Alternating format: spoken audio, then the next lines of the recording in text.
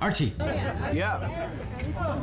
listen, I got a new assignment for you. You're not gonna like it, but the boss wants to get this off his hands as soon as possible, so bear with me. I'm still here. Really? Okay, so how should I put this? This new thing, it's kind of psychological, if you know what I mean. So, the office received the new statistics, for the past year.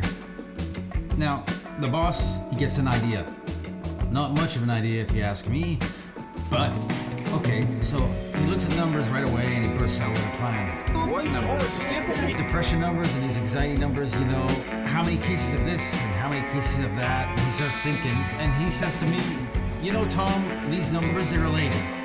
Which numbers, Jim? I says to him, and he says, these numbers, the ones here, the depression numbers, and the ones here, the bridge crossing numbers. I says, which bridge crossing numbers? And he says, the annual numbers of the people who walk across a bridge. And I says, well, beats me, I didn't even know we kept track of how many people walk across bridges. And he smiles and he says, my idea. And he pokes himself in the chest with his big fat thumb and he continues to smile. I see, I says to him, and he says, they're connected. And I said, what's connected? And he says, the reason there's more people with depression and anxiety is because they've stopped walking across bridges. And I look at him and I says, oh really? And he says to me, yep, and I'm gonna fix it. Call Archie. I've got a job for him. And here I am calling you. And he wants me to advertise. advertise. Advertise what? Bridges. Not exactly just bridges. More like walking across bridges. He wants you to advertise why it's so great to walk across bridges. And he thinks if we increase the number of people who walk across bridges, then our numbers for depression and anxiety will go down. Personally, I think he's nuts, of course, but... So how's your new assignment? Almost done. I have just one or two more things to work out, and that's it. You said it was about bridges? That's right. Not exactly.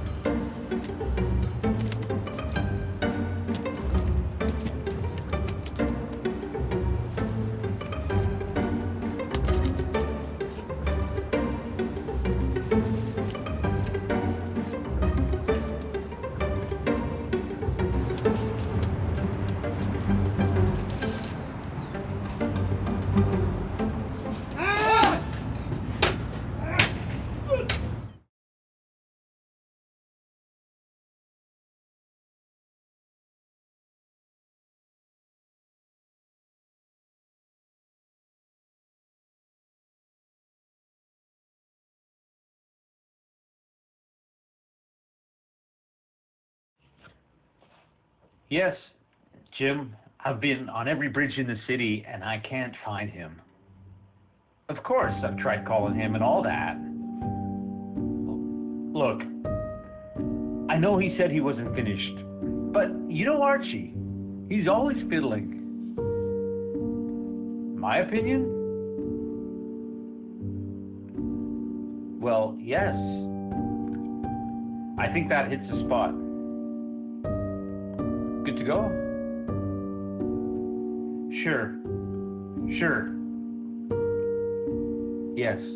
Have your boys look over it. Okay, Jim. I'll keep trying.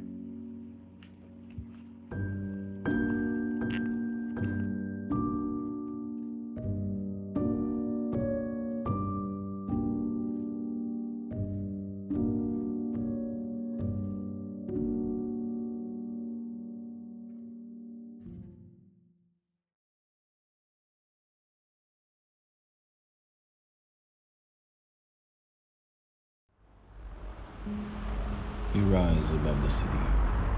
You ascend and look and see and conquer with your sight the streets, the buildings, the waters, the boats, the working daydream of the offices.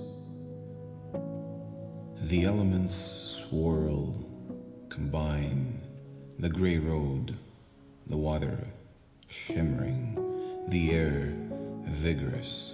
You're in the middle of the city, the urban core, and yet you're suspended in midair, floating, flying. It's not clear exactly when, but at a certain point on the bridge, you enter a different realm. Adjacent, related, but different in the city proper. You do not experience any real disorientation. And yet you feel awkward. Perhaps you feel that in some way the bridge has taken command over you, guiding you, leading you, releasing you from yourself.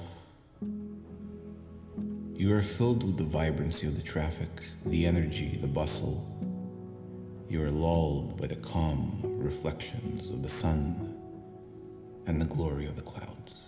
As you walk, you divide the bridge into zones.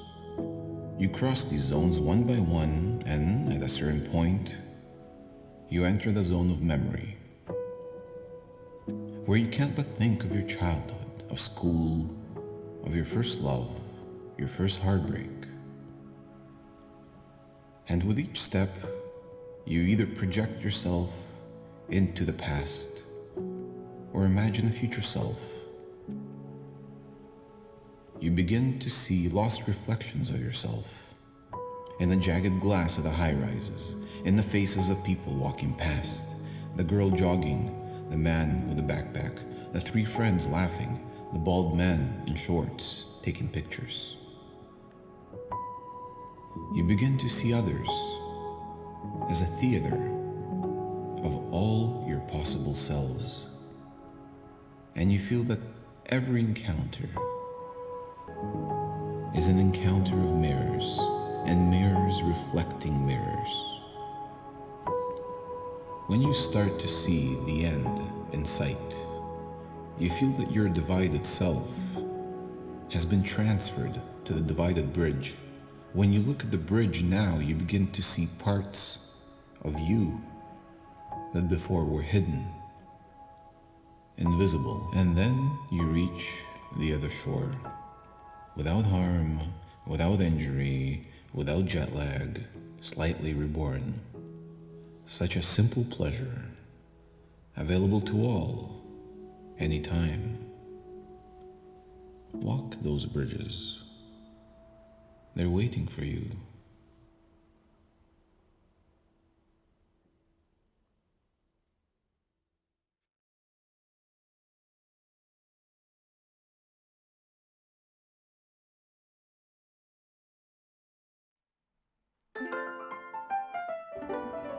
Hi, Jim. Yes, we looked under the bridges as well.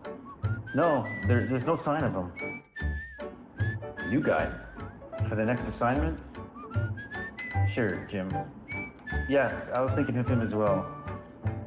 Yeah, he's a bit sloppy. Yes. I know, Jim. Yes, Jim. Yes. I think he'll get the job done. Okay? Jim?